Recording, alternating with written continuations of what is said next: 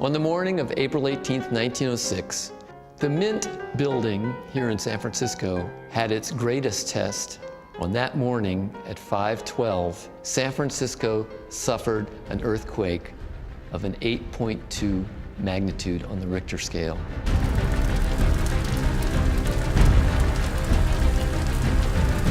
It was the largest earthquake that had occurred in the United States as far as anyone could remember. And it shook San Francisco for a full minute. If you've never been in an earthquake, a 1-minute earthquake can seem like it lasts 15 minutes. As buildings around you shake, the grounds around you shake.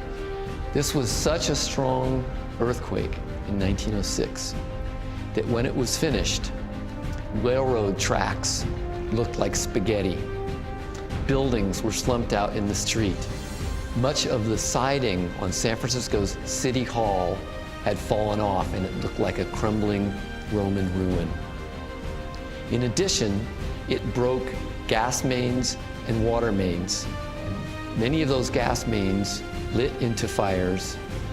And here in this area, this part of San Francisco where the old San Francisco U.S. Mint is located, many of those fires grew together to create one massive conflagration.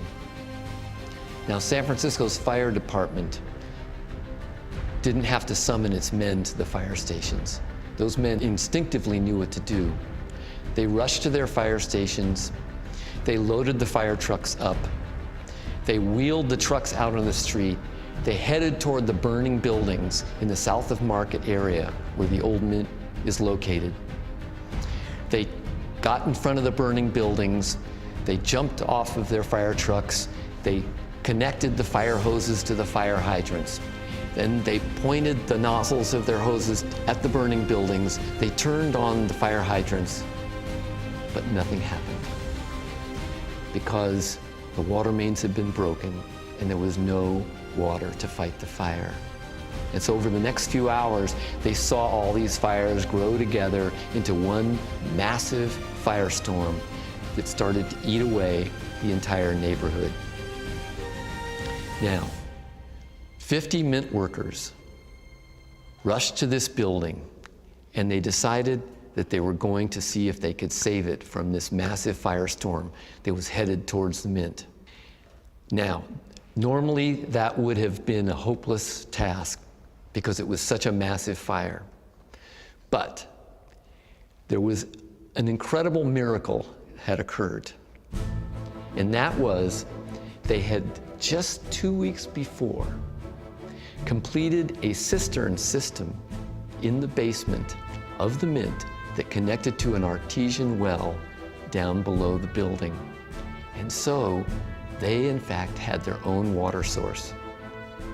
And so they took the one single water hose that they had, they strung it up to the roof of the building, and as the fire got closer and closer to the Mint, they stood there with this one water hose. They watered down the building as hot cinders started to rain down on the Mint.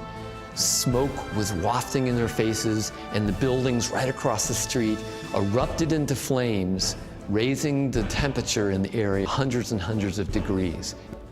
And so for several hours, as this horrendous fire was raging all around the Mint workers took turns watering off the top of the buildings, putting the fire out anywhere that it started to start in the building, and also going inside to the Mint when it was needed, because the fire was so hot nearby that it melted the window panes on the top floors, which were not protected by the iron shutters.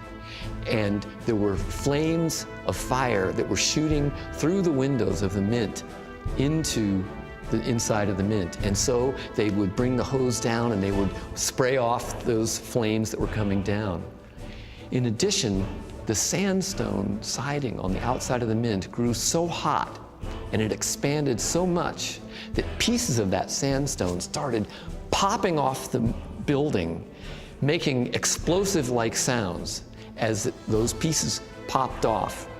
And if you can imagine what it must have been like for those men to hear the roar of the fire, the explosion of those pieces popping off, But they held their ground for several hours until finally the fire started to die down after it had burned all the buildings surrounding the mint and had moved on to other parts of the city.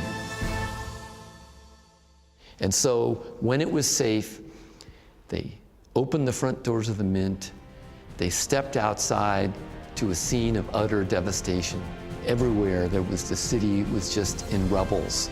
Then they turned around and they looked at the mint itself, and they saw it was blackened by soot and battered by flames, but there it was, still standing, still intact, and they had saved the 200 million in gold and silver coins and bullion in its basement. Now this was important not just to the government, which obviously wanted to retain all of the metals that were protected here, but it turned out it was incredibly important also to the city of San Francisco. And that's because all of the other banks in San Francisco had burned down, and so these banks did not have access to the currency and coins that they normally kept, much of which was in superheated safes that couldn't be opened because they were so hot. And so for the next few weeks, the old mint became an umbrella bank and made good on all the deposits from other banks and were able to hand out money to people for survival and rebuilding. And thus, the old mint was instrumental in San Francisco pulling itself back up after this utter devastation and helping the city rebuild into what it is today.